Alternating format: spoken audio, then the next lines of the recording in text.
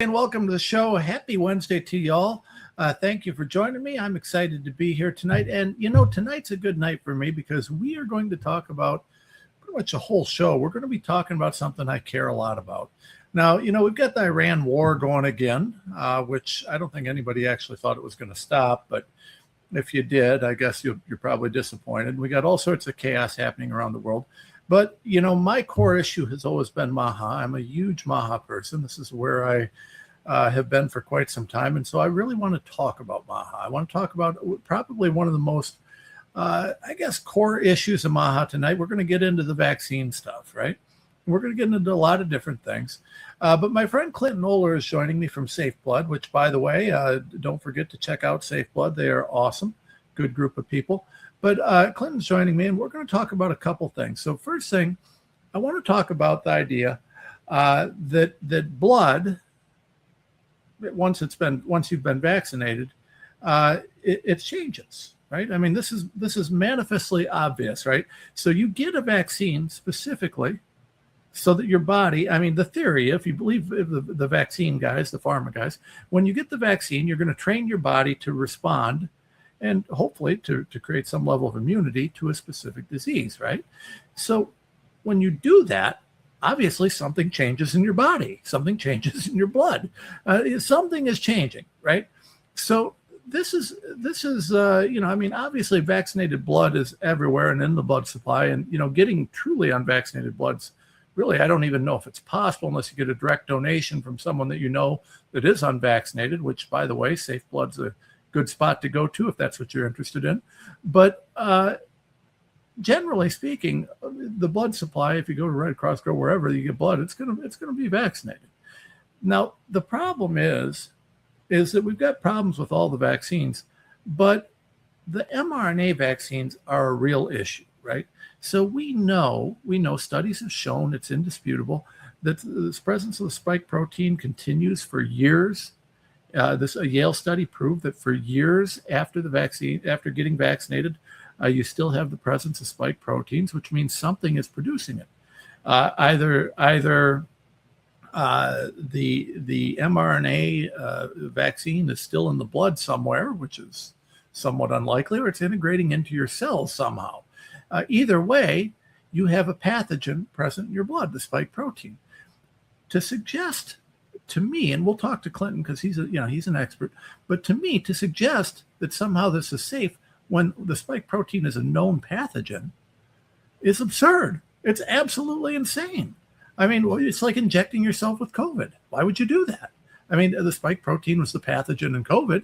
Why would you want to inject yourself with someone's blood that's full of the spike protein and potentially full of lipid nanoparticles? We know they don't clear out properly, full of whatever else is in these vaccines, and we don't actually know what's in them. We know that during COVID, they had a whole lot of different batch numbers, a whole lot of different formulations. We know that the approved vaccine is not the vaccine that was tested.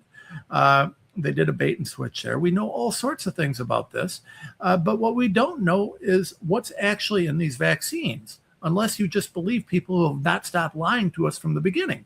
If you believe Big Pharma and the FDA, both of which have been proven liars, absolutely indisputably proven, well, then go ahead and trust what they say is in there. I personally don't.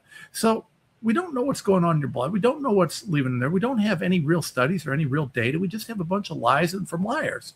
To suggest, however, in any way, shape, or form, that using vaccinated blood in an unvaccinated person is safe, well, I mean, it's a wildly irresponsible claim in my mind. Why would you suggest this? And this is an important issue because we see people who are sick who need blood transfusions on a regular basis. If you're fighting cancer, if you have a car wreck, if you have all sorts of, it's not just people who have long-term disease. What if you get in a car wreck? What if your kid falls and gets a very serious cut and, you get to the hospital and they've lost a lot of blood and they need a transfusion? There's a million reasons you might need blood. So this is a big issue. We're going to talk about that. We're also going to talk about Andrea Shaw. I don't know if you guys have seen this. So Andrea Shaw is a mom, and her twins, she took her twins in. Her twins get vaccinated. Her twins have a bad reaction to the vaccine. It was documented. It's in the records. They had a bad reaction to the vaccine. A few days later, they both die at the same time. she's been on a warpath ever since, saying, the vaccines killed her kids. Here, a year or so later, the authorities decide to arrest her and charge her with murder. Now, I don't know. We don't know what evidence there is. We do know that a grand jury indicted her, but we don't know the basis for that. That hasn't been disclosed yet. The case isn't far enough to know. Children's Health Defense is defending Andrea.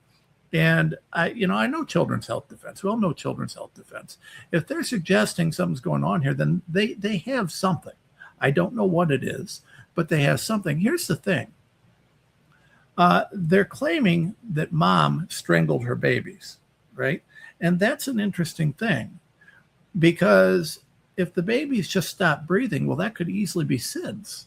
It could be a delayed anaphylaxis. It could be a number of things, right? We don't know what it is. So really, this case, the key to this case and the key to understanding this case is going to be, what evidence has the state got to say that these kids died because of strangulation? What evidence is there that she strangled them? Because we know that there was an issue with the vaccines. We know that they had an issue. So we're going to get into that too, because that's a big deal. And then I'm going to get into some vaccine stuff in general, kind of get through as much as. So I'm going to spend pretty much the whole show. I might deviate. We'll see what happens, see how I feel. But we're going to really hit these vaccines. Before we get into the crux of it, I need your support. So please support us. GiveSendGo.com/RenzLaw. GiveSendGo.com/RenzLaw. Your help, your support, it means everything to us.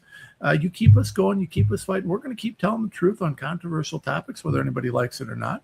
At the end of the day, the truth is not something that pays well, so your support keeps us going. I want to thank you. If you're on Rumble, if you're on Locals, if you're wherever you are, please, your support keeps us going. We're grateful for everything you do. Thank you for your support. And please continue to do whatever you can. Also, check us out at TomRenz.com, www.TomRenz.com. If you go up and you click shop, go to our partners and affiliates, you can see right here, you got men's hormone support, global healing. I love global healing, love men's hormone support. I use it daily. It's a wonderful natural product. It's not testosterone replacement therapy. It is a natural product that helps boost your natural levels of testosterone and other men's hormones. Wonderful thing. You need that. But check out the entire Global Healing line, globalhealing.com/TomRenz. Make sure you're checking them out. Use Renz at checkout code. Wonderful. Use our link. If you go to our link on TomRenz.com, it's the best way to do it. There's a link in the comments, link everywhere. Today, we also want to point out, we're going to get that, we've got Clinton here, so make sure you're checking out Safe Blood. Use checkout code RENZ if you're signing up at Safe Blood. I love these guys. I believe in what they're doing. Make sure you're supporting Safe Blood. You got a link right there, safeblood.com. You can go to TomRenz.com to get there. You can go there direct. Use Renz at checkout for a discount. And also, let me also mention Paleo Valley. We love Paleo Valley here. Natural products, yummy, yummy stuff. I got right here. I actually have right here their apple cider vinegar product. I've got their Neuro Effect product. I love their stuff. It's natural, healthy, great stuff. Whey protein, bone broth protein, lots of good things. Make sure you're checking out Paleo Valley. Use our link to get 15% off the entire store. All right. Without further ado, I want to bring my friend Clinton on. I want to talk about this whole blood thing because, well, it needs to be talked about here. So, Clinton, how you doing tonight? Well, I'm doing fantastic, Tom, and thank you for having me back on the show. It's so great to be back here and be talking with you again, because as you opened with, there is so much that we have to discuss. There's my response to Peter McCullough at the Better Weight Conference in Rhode Island that the World Council for Health put on. That's Tess Lori's organization. I mean, that was a fantastic conference. And my talk was definitely the most controversial one there. Then we've got a study that I am working on with Dr. James Thorpe and several other authors, including Nick Holscher, David Speaker, Nathaniel Mead, Karen Cosgrove, Claire Rogers. I mean, we've got quite a really list of outstanding authors. Stephen Hatfield may be joining us on that. And to my understanding, he already is. And that is looking at exactly what you opened with. How concerned should we be about the blood supply? Because what evidence do we have that people are being harmed? So we're going to finally bring forward the first scientific examination of this. And I'm excited to talk about that. Jim and I, so that's Dr. James Thorpe, who people will know as having testified before Congress and been on this show, of course. And, he and I have been spending hours going over these cases and interviewing new people. We've had 2 new cases that were brought to our attention just this week. So that's 9 pretty clear-cut cases of injury from the blood. At least enough evidence that there needs to be further study on this, and people need to be aware and be protecting themselves. And then you said you're going to be talking about Andrea Shaw, and that is something I've been personally wanting to talk with you about. Giving your expertise in the law, because I just see very dark tidings there, and I think we really need to address it. 100%. And I'll be eager. That's a really interesting to me, because you have a criminal case, and to suggest that it's controversial or going to be controversial is a minimal. But some of the interesting things that could come from that case, that could be a game-changing case. So I'm glad CHD is involved. I'm hoping that they're going to leverage some of these techniques and tools that they need to in that case. But we'll get to that in a minute. Glenn, so I got to tell you, I was flabbergasted. And God knows, I love Peter. I think he's one of the smartest men on the planet. I got nothing but respect for him. But I was flabbergasted that there was even a discussion about this, let alone that it was controversial. Here's the deal. When we put something in our blood, things change. And that's indisputable. You can measure. You can measure antigen production. You can measure proliferation, circulation of antigen-specific cells, all sorts of different things, post-vaccination of any kind. Now, with the COVID vaccines, in particular, the mRNA vaccines and other such things, you're putting the infrastructure in the body to create, at least temporarily, at least that's the theory, a specific something to train those cells to react. At least that's the theory. There's no question that when you put something in your body, any vaccine of any type, but especially these mRNA vaccines, that it's going to change your blood. So as a base level, before we even get to whether or not we should be worried about it, how is it that we're going to put something in our bodies without ever testing to see if it's going to have it? Shouldn't there be tests to prove that it's safe, rather than us having to argue that, hey, maybe we shouldn't do this because maybe it's not safe, when they have never even tested it? Yes, and that's really one of the things that we're pushing in this paper. And I've been pushing around the country as we testify before state legislatures, which is, this is very reminiscent of the early 1980s AIDS crisis. And when you look at the study that was done in 1995, where the Health and Human Services Department said, let's go back and let's look at what happened in the 80s. What went wrong? Because we infected a lot of people with HIV unnecessarily.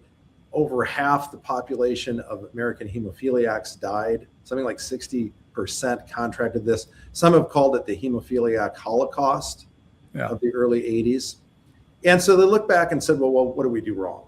And they said, well, we relied too much on blood industry input for policy. Okay. We demanded basically absolute proof that this was going on before we'd act, and we underestimated the risks. We emphasized safety of the blood supply, in the interest of heading off the hysteria, more than we emphasized mitigation of risk. Okay, so they did these 3 things, and this was a disaster. And I'm going to say the biggest disaster, and this is going to carry, I think this theme will carry all the way through our conversation today, all the way to Andrea Shaw's case. The biggest disaster is relying on the vested large interests like the American Association of Blood Banks, the American Red Cross, and these organizations to be telling you what the safety of their product is. Okay? Because they're not telling you, and they are going to deceive you. And when I say this, I'm not just creating fear. We have this on record. As RFK Jr. once pointed out, he said the same people making the vaccines, these same companies have had over $35 billion in awardments against judgments against them for criminal behavior, for criminality. Okay, not for errors, not for malpractice or but for actual criminality.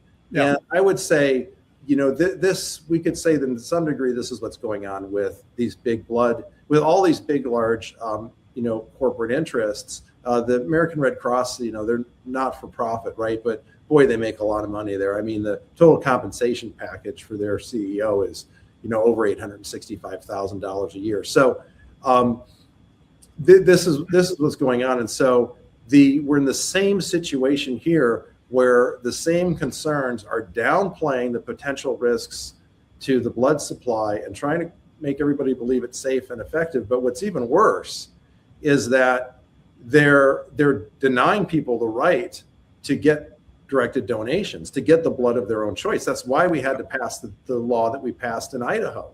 That's the first of the kind in the nation, right? That people have a right to donate their own blood to themselves or to get blood from a preferred donor, so long as it's a medically safe match. They cannot be denied that now in Idaho by the blood banks or by the hospitals. But in many parts of the country, this is a real problem. In Texas, Washington State, Minnesota. People, multiple states. That's just the tip of the iceberg, are being denied having to travel to other states. Great states like Pennsylvania, Florida, the whole Southeast is excellent on this. That people are traveling there. Medical tourism is becoming a thing for getting good blood because people are being denied in these other states. Now, they're no longer being denied in Idaho. I think Idaho will be rewarded. We thought we'd have this win in Nashville, but boy, the blood interest came out against that ahead of time. And, it looked like the whole thing was bought by the time we arrived to testify. Well, it's an interesting thing. For me as a lawyer, one of the things that when I listen to the scientists talk, y'all, and no offense to y'all, you guys you're brilliant, but there's certain things that are just manifest, that are obvious, right? So as attorneys in a courtroom, if you present testimony on your own behalf, I get to cross-examine you, right? I get to try and shoot holes in what you're saying. And the reason for that is because it's just manifest. It's obvious, right? Yeah. You're not going to come out and talk against your own interests. The CEO of American Red Cross is not going to come out and say, hey, our blood supply is poison, nobody should buy it. It's never going to happen. So the fact that we would then have our politicians listen to these giant special interests for no reason other than they pad their pockets is an absurd thing. And we have to have the counterpoints out there. This, to me, this is the evidence being proffered. This is literally the fox guarding the hen house. It's just the worst thing I've ever seen. So we need to see the other side of that. And at minimum, the FDA's purpose, the reason for the FDA existing, is to watch and to guard the public against snake oil, essentially. It's obvious that the manufacturers of these drugs are in a position of power and knowledge. They know what's in their products. Much of this stuff is far too complex for an average person to understand. And so we have the FDA, whose stated purpose, obviously they fail in this, is to protect the public from, bad drugs, bad this, bad that. But the FDA has gotten to the point now where they just listen to the industry. And so, they've actually become a tool of the industry. The revolving door between the FDA and the companies that they regulate is it's indisputable. So we have a situation here where the industry says, hey, you should buy my stuff. And hey, FDA, my stuff is safe. And FDA says, oh, well, they said their stuff is safe. And that's what we've got here.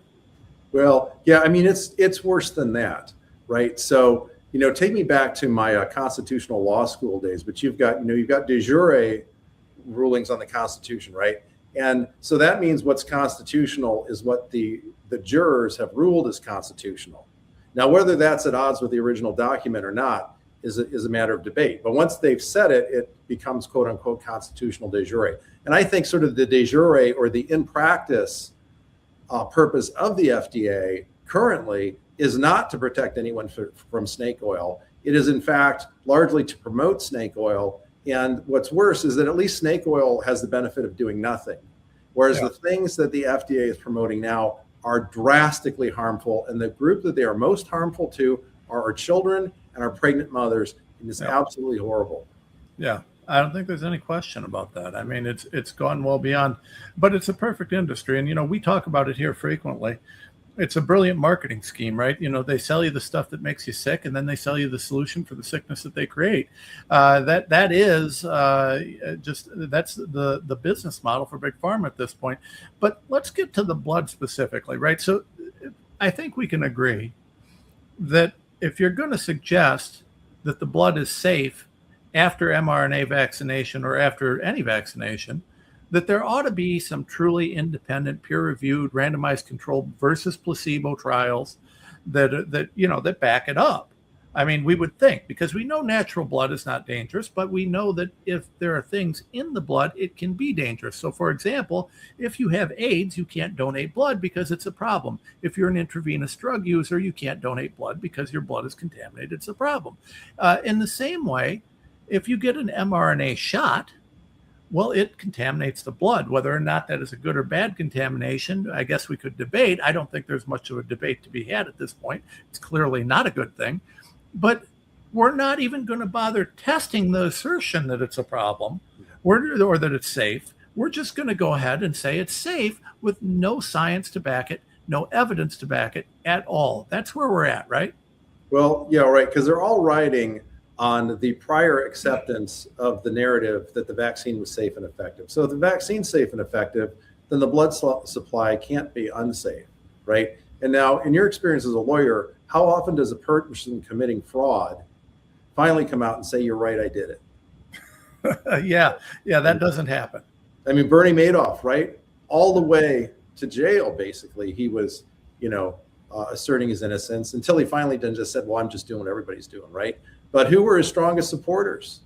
The strongest supporters of Bernie Madoff during that whole scam were the people who were most invested in him, right? Because they couldn't accept the truth that if this guy was a crook, they were broke. They'd lost tens of millions of dollars. And that was too big a wound to accept. And so they denied it all the way up to the end. So his strongest supporters were his biggest victims.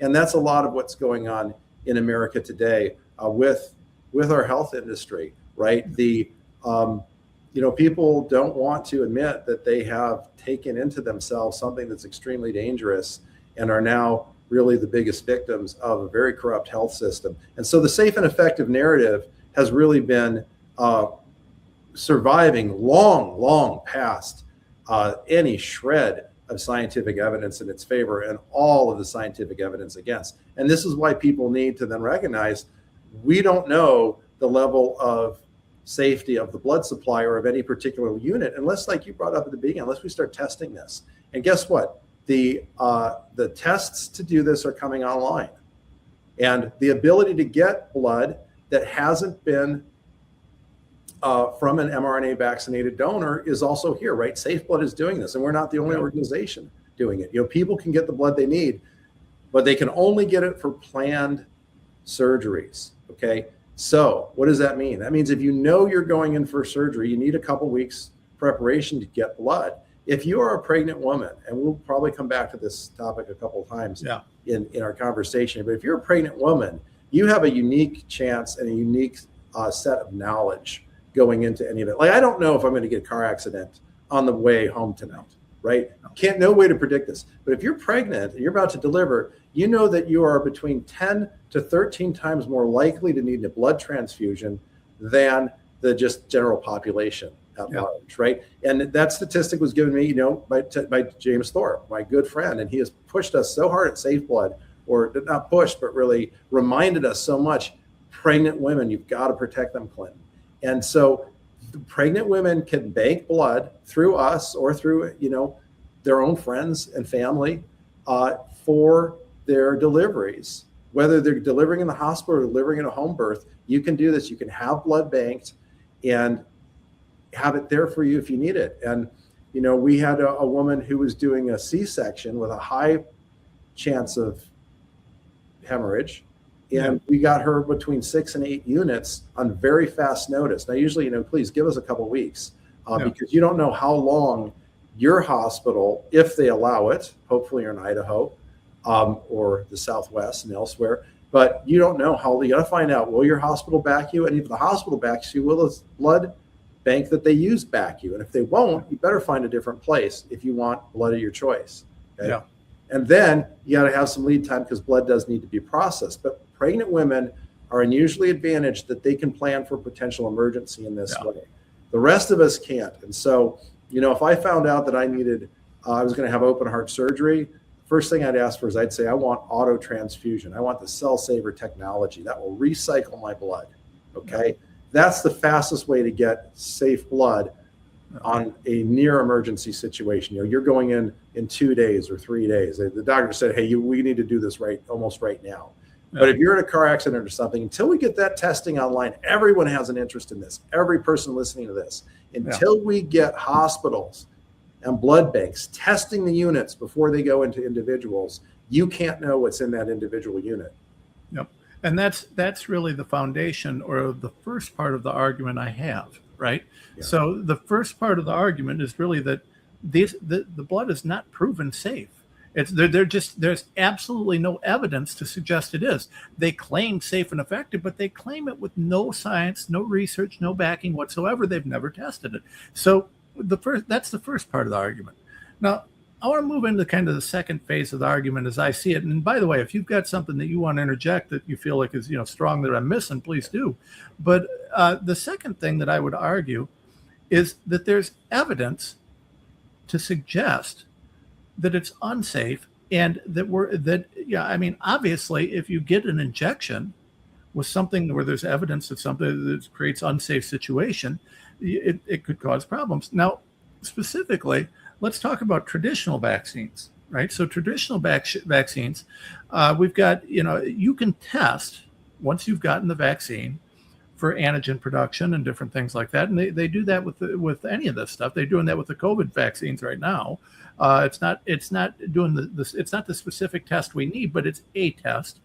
And you can see that something's changed. The blood changes. You can see changes in the blood. So whether or not we get into the details of what's changed, is there integration into the DNA? How long is the mRNA present in the system? How long does it take to clear these lipid nanoparticles, mRNA, other different things that could still be floating around in the blood, et cetera, et cetera. But regardless of that, we know it's measurable that it does cause a change in your system.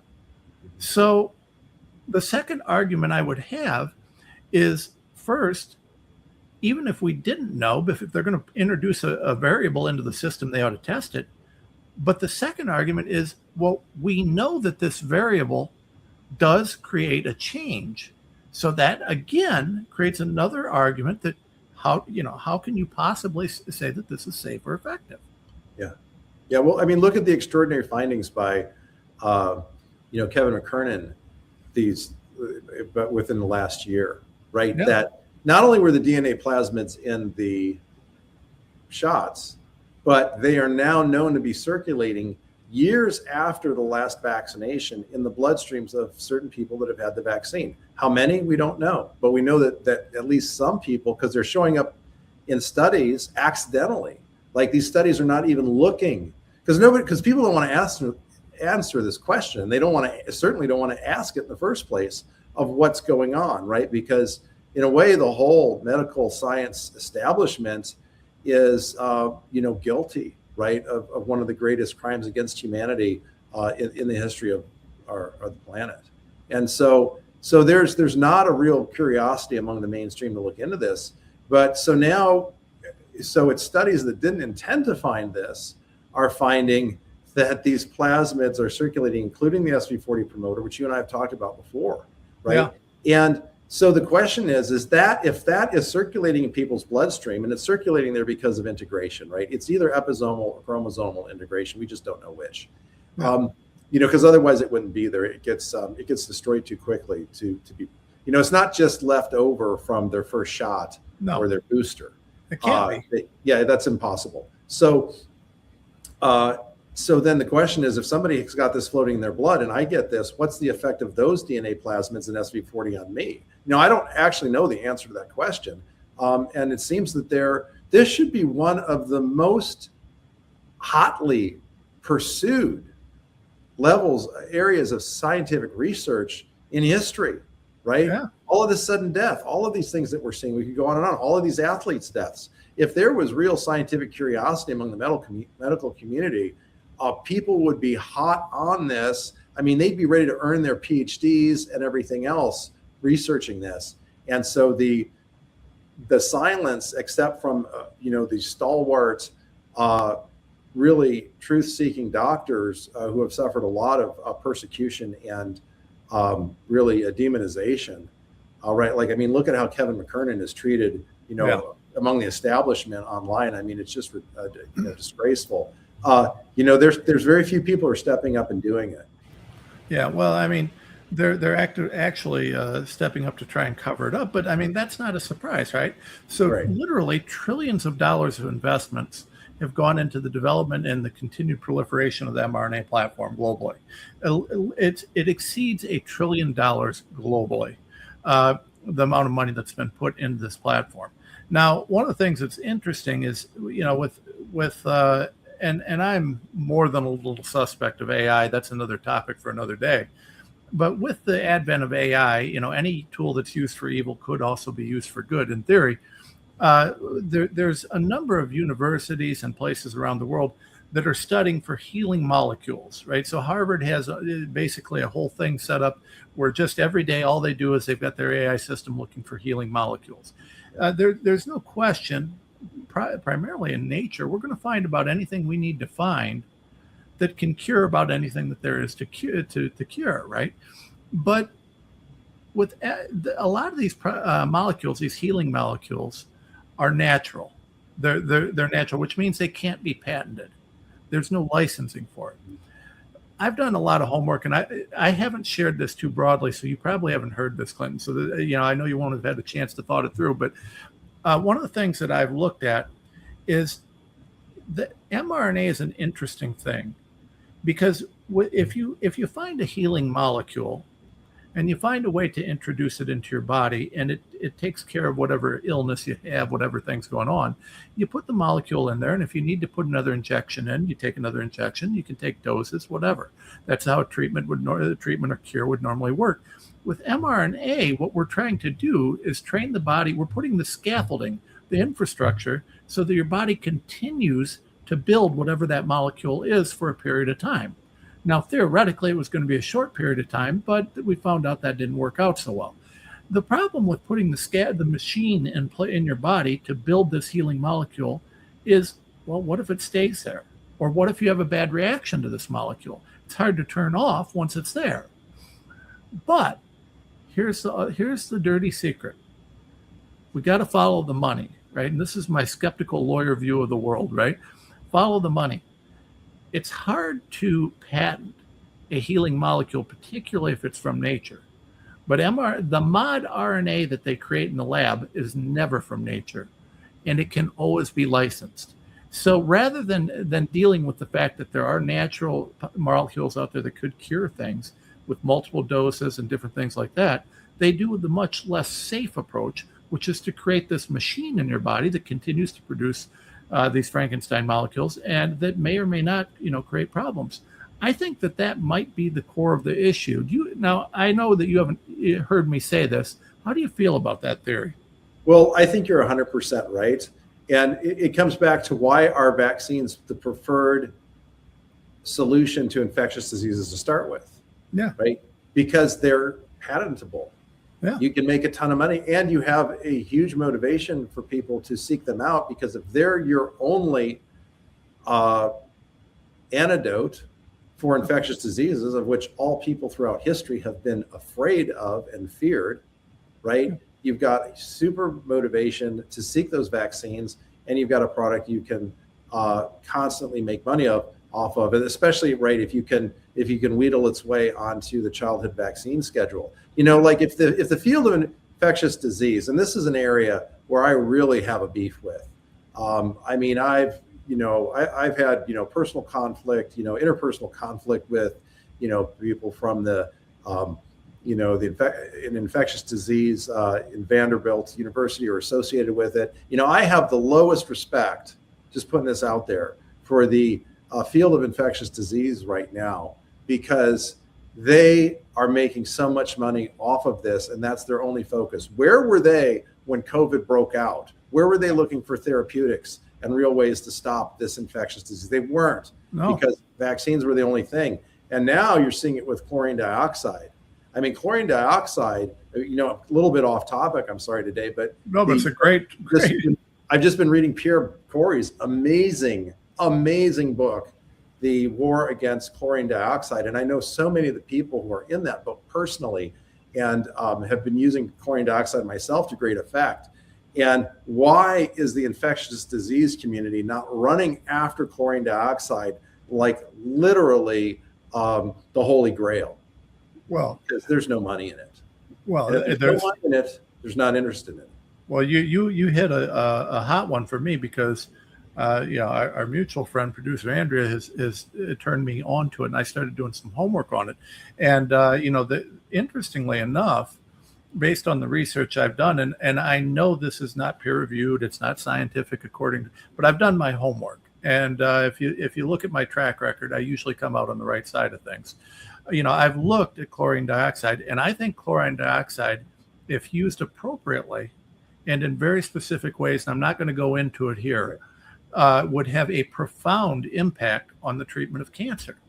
There are some really interesting uses, and I've ran very, very deep simulations using some high-end software and some different things that have kind of bared that out a little bit. Now, we're not to the point where, and as a lawyer, it wouldn't matter if I did publish it. They'd say, well, you're a lawyer, you don't know this stuff. But, I've turned out to be right a few times.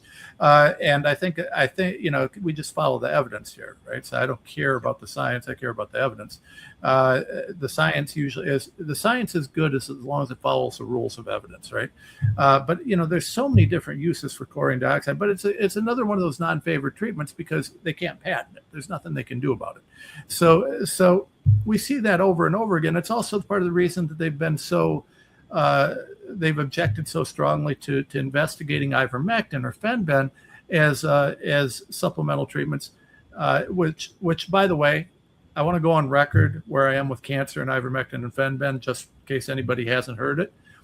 They appear to have a wonderful impact for many people with cancer.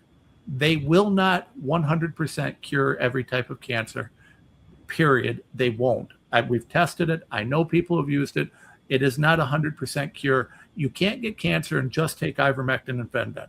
You can do a lot of things with it, and it can certainly have a big impact. And for some people, that may work, but it's not going to be a universal thing. So, by the way, remember, even our most favorite things, I want the ivermectin fenben thing to be pursued. I want people to get the science behind it. But this is the thing, Clinton, and I think this is a great segue between the two. Our side needs to be and is interested in actual science, real science, which is unbiased. It's not about the money. It's not about who we're going to buy off or what we're going to get. It's about, is there real science to back this, or can we find science to back this, or can we create science to back this? And if you go through the process, the scientific method, the testing, the studies, the theories, and it turns out it doesn't work, that's fine. But why do we see so many promising solutions that nobody will study? And, you and I just talked about the answer. But back to the safe blood thing, because, well, you're safe blood, and because I actually think that this is one of the most important topics out there right now. mRNA and the blood supply. I mean, that was kind of the impetus for you guys to come into being at Safe Blood. Yes. I mean, there was nobody on our side was even questioning it, because obviously, if the vaccines aren't safe, if they're causing problems, well, the blood's contaminated. Yeah. When I saw the turning point on that really was, if you remember, if you go back to 2022, yeah. Most of us who were working in this area, I was writing for World Tribune, was very focused on the emerging evidence of injury from the vaccines. And you remember back then, I mean, it was a battle just to justify the use of ivermectin and to propose that these vaccines were hurting anyone. And I think by about the end of 2022, anyone who was watching that debate knew it had been won. Yeah. And I sort of saw a shift where minds who had been focused, like my own, on this battle of proving that the mRNA vaccines were harmful, Yeah. beyond a shadow of a doubt, now then said, what about the blood supply? Now, I didn't even actually think about this. I shouldn't say mine's like my own, but friends of mine did, Yeah. right? People contact me to say, would you be interested in coming on the Safe Blood and using your scientific knowledge there and help us get this message out? And it was like, yeah, what about the blood supply? And I saw a lot of lights going off around the same time. So a lot of time it's like you're so engaged in the battles and figuring out what's going on that then once it's not till you've stopped and taken a break from that, and then you say, oh my gosh, the further implications. Yeah. Yeah. It's remarkable. And I'll tell you, to an extent, in my own journey with this whole thing, I've litigated, I've argued, I've testified, I've done everything you can do in this space. And, at this point, it's proven. I mean, anybody that looks at the actual evidence, it's indisputable. It's not even a question. So at this point, the issue to me is no longer debating whether there's safety or efficacy. There's not. Right. The issue at this point is just getting more people to hear it. And I'm grateful for you and McCullough and Mary Tyler Bowden and all these people who are every day beating the drums on this, because we need that. But it's interesting because, we're seeing new evidence come out, but the evidence isn't different than what we expected. It all lines up with what we've been saying for 5 years now. Yeah, I think that was one of the fascinating things about this whole thing, was that the early projections as to what was going to be wrong and what was going to be dangerous and what could go wrong, there was almost virtually nothing was too far-fetched. In other words, there wasn't enough concern and quote unquote hysteria, because it seems like virtually all of the worst ramifications of this have proven true. And I remember I was one of the last ones to come on board to believe that there was integration in the DNA, because I said I really want strong proof of that, because it's such a concerning claim. And now we have to accept that. So that's been a really interesting element. And I do think there is something about science that's so I'm going to say this as a historian of science, something that's very slow moving about science. In other words, if you want to save your life, don't depend on science. Depend on your reason and your observation. Okay, and that's how the COVID era worked. If you were relying on common sense and reason, you were much more likely to survive than if you were listening to the science, for two reasons. The one is that, as we now know, the science can be corrupted and bought. Yeah. And that's what we experienced. So, but we weren't expecting that. But the other reason is that the science is very slow moving. I mean, look how long there was from the evidence that vitamin C was a cure for scurvy, and when half the sailors in the British Army basically died of scurvy. It was terrible, right? Yeah. It was, and vitamin C was, it was years and years before they could finally prove it. And so you just have to ask yourself, am I going to wait for a double-blind randomized controlled placebo trial to show me that vitamin C takes care of scurvy, or I'm going to trust this Native American that says, look, if you boil these pine needles in tea or you eat this bark, your bruising and stuff's going to go away. Yeah. Right. Well, so you follow common sense and you follow the evidence that's in front of you. And, the beginning of great science is great anecdotal evidence. And, that's the heart of what empiricism is. It's what you observe with your five senses and how you reason from cause and effect. And one of the great travesties of the last several years were the number of people who were propagandized into not only forgetting this fact, but to actually be activists against it. Yeah. Yeah. There were a lot of very, very, it's amazing to see. There were some very good, very brilliant scientists that were manipulated, tricked, whatever, into believing things that were absolutely absurd. One of the big problems we have now is that some of them have such egos that they just can't seem to come out and say, yeah, I was wrong. But it is what it is. And science also moves slowly because, until you have a peer-reviewed journal, article or study, science is blind to it, right? Because scientists are going to only look at what's peer reviewed. And this has been what, this is going to get us eventually into, this young lady, Andrea Shaw. But like look at the retraction of the SIDS paper. Okay. Yeah. So the peer review process means that science is only going to look at what's been peer reviewed. And so if you corrupt the peer review process, have you corrupted, you have corrupted the well from which people draw. And it's slow because you have to you've got to get something that can stand peer review. Some Indian saying that this works, it might have worked for you, but that doesn't stand peer review, right? Yeah. And so this is why you're slow. You don't want to wait for the science. You want to get on what people are saying works and try it out yourself, as long as there's not a high risk of danger. But for it to actually become so we're really moving the ball forward. I mean, like I said, I think in the beginning, Dr. James Thorpe and he's going to be the first author on our study looking at people who have been injured just from the blood, because it follows logically. Okay, it's like you opened with, Tom. If you put poison in the water and then you drink the water, you're going to be affected. Okay. Yeah. Do we need a peer review study to know that? We don't really, but to make it science, we do. Okay. And so we're really moving the ball forward on this with getting these cases and bringing them to the public. We're really excited. We think this should be published really probably within a matter of weeks to a couple of months. But one of the things we're having to do is we're very closely looking at journals where we can be assured that this will not be retracted from pressure. Well, that's going to be a big thing. And, I want to share this, and I'll just show everybody this. So we talk about the science and we talk about the complexity of it. Now, I am not an epidemiologist and not even a scientist. This book, this is Biostatistics in Public Health. You have to read this book, and you have to learn this book, and you have to understand this book. Once you do, you can get to this much thicker book, Epidemiology for Public Health Practice. Once you've got those two books down, you have the basics, right, to understand what it means to do a study, what peer-reviewed studies in medical literature actually are. These books collectively are thick.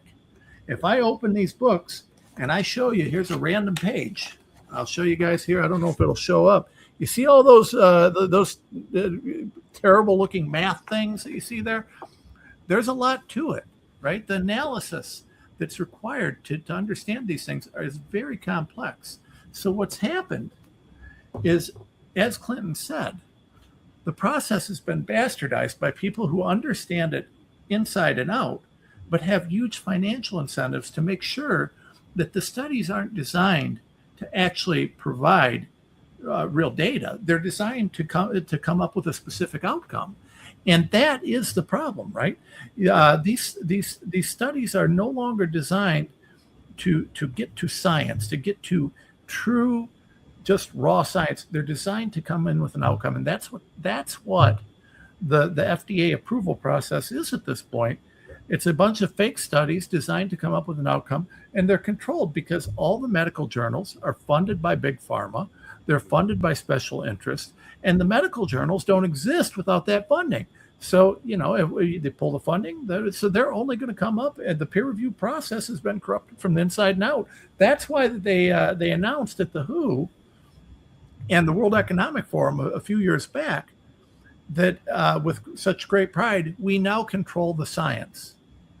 Because if you control the science, you control the policy, you control the law, you control everything. And that's how they're doing it.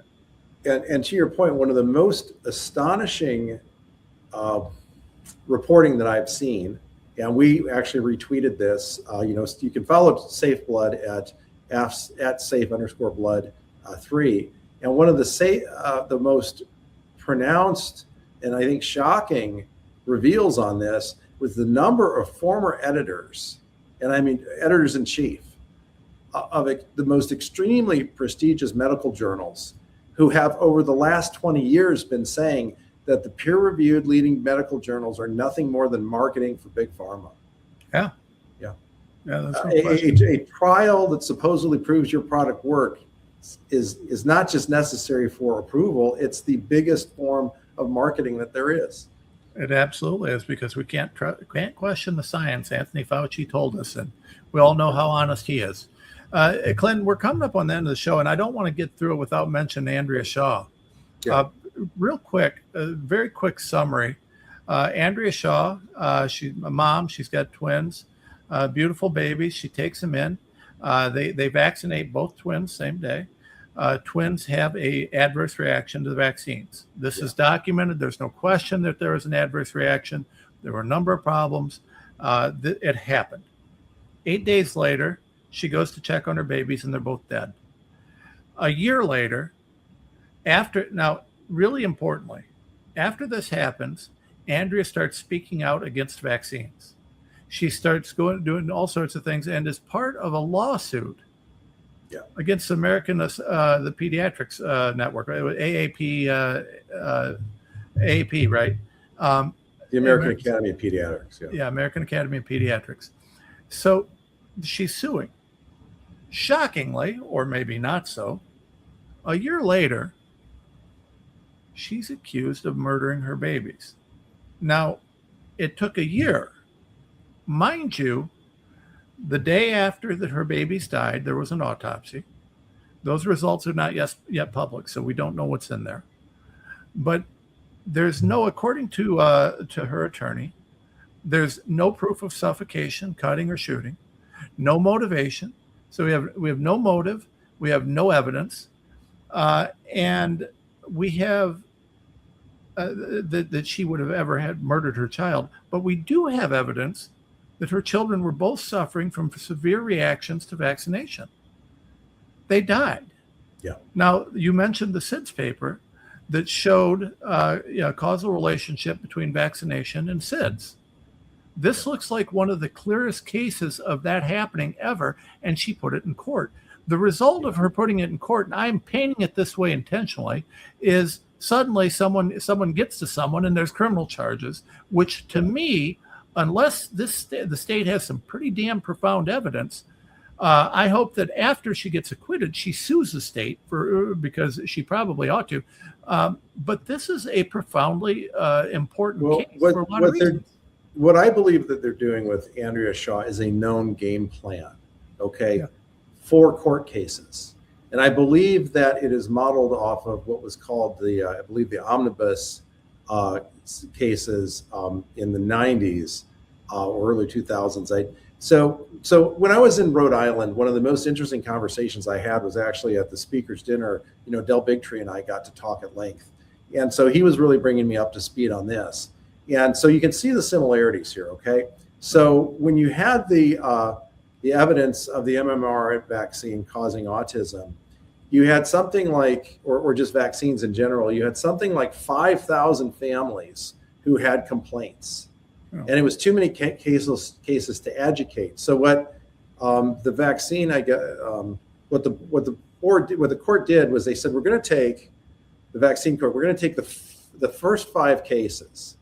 Or the 5 leading cases. And if any one of those cases shows that vaccines caused autism, we will award all 5,000 families the multi-millions of dollars that they were entitled to.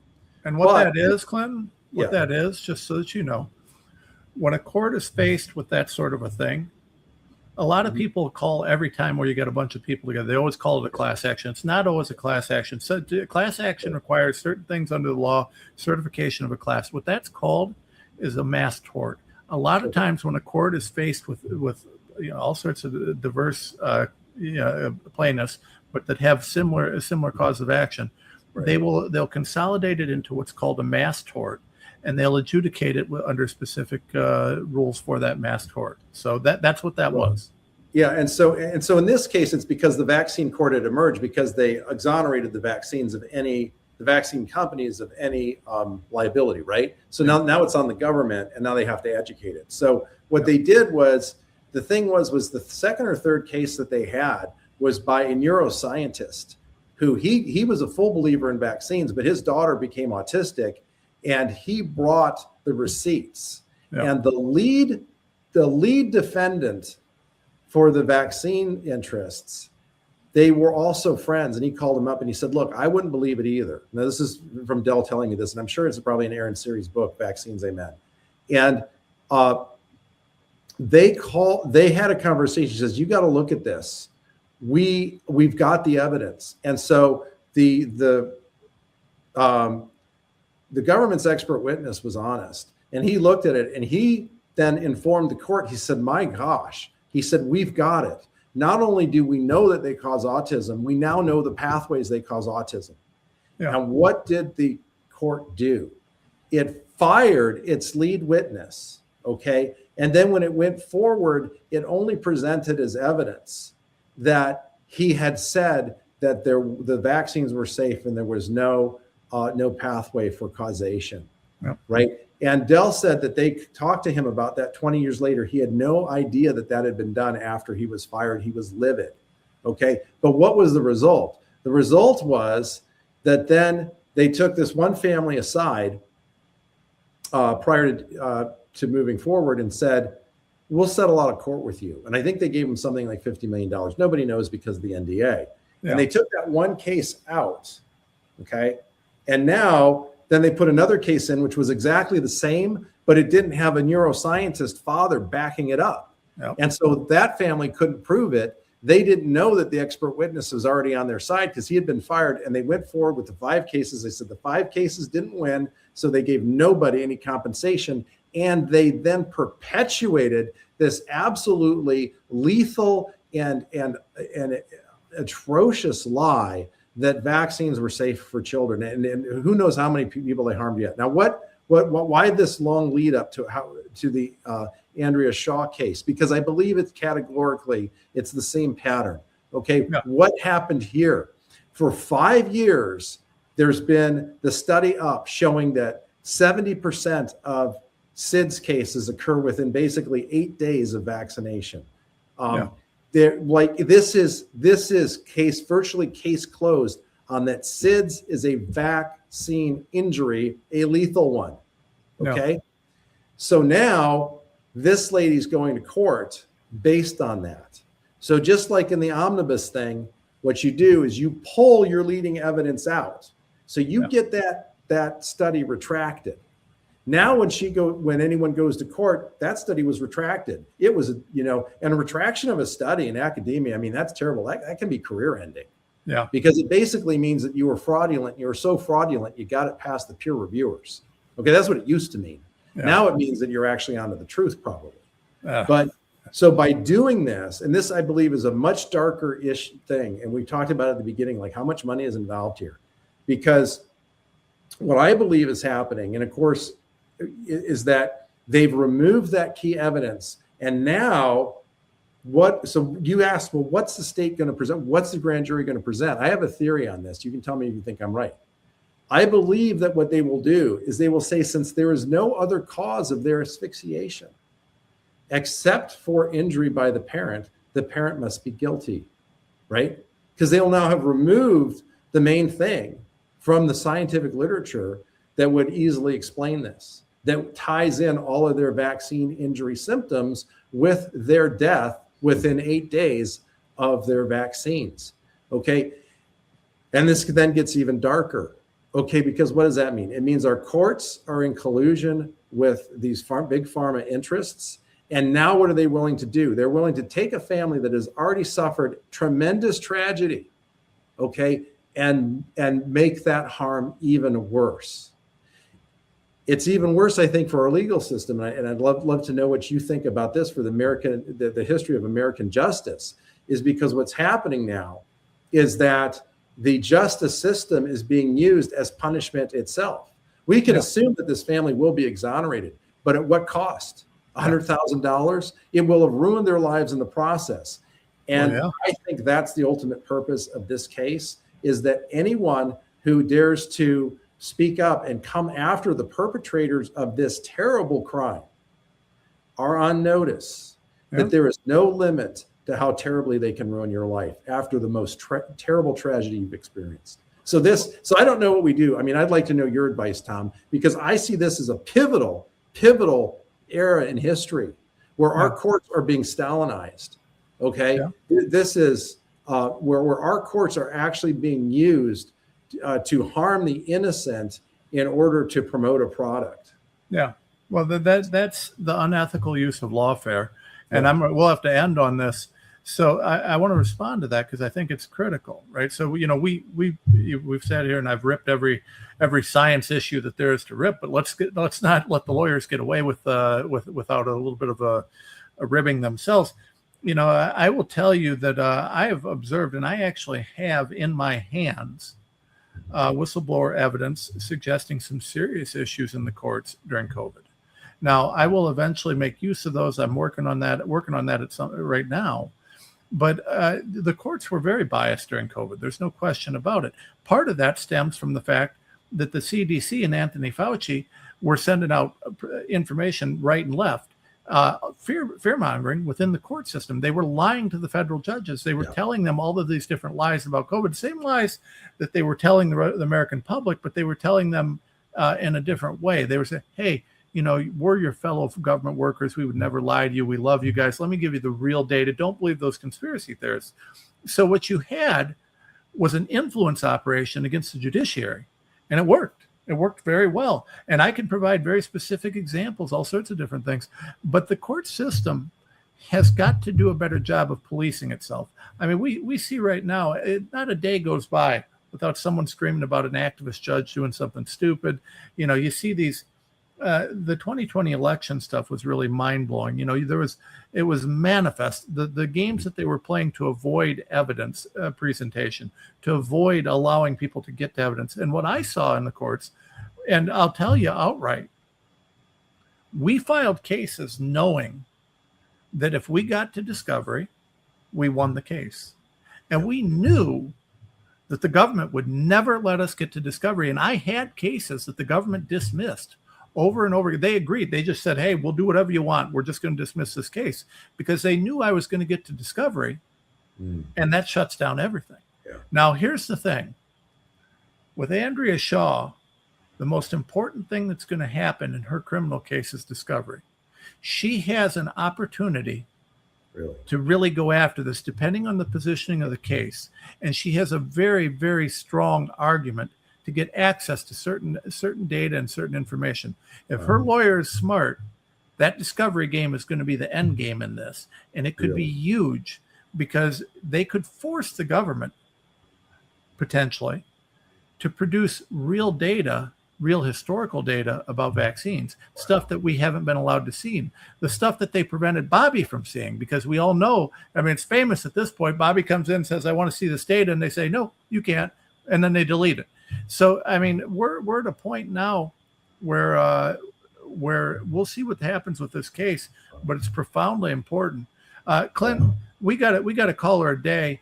Okay. Well, Tom, hey, I just want to say thanks because this is why it is so great having people from different disciplines talking to each other, because that was so profound what you just said about the silver lining in this case. You know, this isn't just innocent being proven guilty until proven guilty, being used as a means of punishing people by trial. I mean, what you're saying is this could be a pivotal moment in getting the truth out. And thanks for sharing that. Well, it's unfortunate that this poor woman is being forced to go through this hell. And I hate to make light of what she's going through. I can't even imagine what her and her family are going through. I feel horrible for her. And, you know, we'll see where the case goes and what the evidence is. But at the end of the day, if the question comes down to, you know, hey, did the vaccines cause the death? And if not, what was the cause? Well, then she's got the right to get a lot of evidence that she wouldn't otherwise get. I think that's why CHD is on this. I think that's why so many other people are on this, because the discovery aspect of this could be profound. And, you know, I pray for a good outcome for the sake of this woman, her family, and for our country. So, Clinton, real quick, safeblood.com, make sure you're subscribing, use Renz at checkout. Anything else you want to plug or push here? Yeah, sure. We're going to put it on our Substack, Safe Blood Substack. We're going to put up my response to Peter McCullough you referred to earlier, and I'll also include, so we had a very good conversational personally with Peter McCullough afterwards. That I think and I'll include some tidbits on that, because there's few people I have more respect for than Peter, and he's brilliant. And he is but he's also so gracious for somebody who is so accomplished, and so gracious towards receiving criticism, because I went after him kind of hard in that talk because of what I felt were some very inconsistent positions he held, and a very and a false impression then that was being created regarding the safety of the blood supply. And so people look forward to that in the Substack. They can, see that talk in replay at the at the conference's site. And, that will be a paid member Substack. So that will be just for paid members. But that will be available, because the discussions moving forward, I am very confident that down the road, Peter will be much more on our side on this. And I think he really already is. One of our chief disagreements between Peter and myself was how many people are still taking up the booster. He thought it was about 1%. I thought it was about 17% based on CDC studies. He said the CDC's lying. These are surveys, they're not real. But I said it can't be 1%. And guess what? He's come out now and said it's 31 million people. That would mean it's 8.9%. So the blood supply is not safe, even by Peter's own calculations then. I mean, not that he was actually, his position turns out was slightly more nuanced, but everyone interpreted it as he's saying the blood's safe, because he's saying we don't have to worry about the blood supply. And, we don't have time for it here, but I've got that in the Substack. How can you say that and not be saying it's safe? It's odd. I think it was an odd position. I don't understand it. But all I'm saying is that, I'm confident that all of us who are fighting the same fight are moving in the same direction. The nice thing about Peter is he's smart enough to recognize that sometimes even the most brilliant people get a little bit tripped up. Yeah. And I'm sorry, but I do disagree 100%. I don't think this is one of those things where sometimes I think you're too smart for your own good, and you make arguments that just don't make sense. And to suggest that you can put poison in the blood supply and the blood supply is still safe doesn't make a whole lot of sense. Partly, he went to the American Association of Blood Banks. That's put his opinion, I think, in a certain direction. And they are the chief leaders of information. When I fight these cases, when we testify before the state legislatures, you talked about getting the truth out early. We did that in Idaho. We got the truth out before the opposition could even answer. And I mean, they were in shambles. But their false arguments and their misrepresentations of studies, those come from the American Association of Blood Banks and the American Red Cross. Yeah. So if the water source is poisoned, the outcome is not going to be good. Clinton Ohlers, my friends at Safe Blood, guys, support them. Support us at TomRenz.com, givesendgo.com/RenzLaw. We appreciate your love, your support. Hit share, hit like, get it out there. Make sure you're following Safe Blood on social media. We will be back very soon. Thanks, Tom.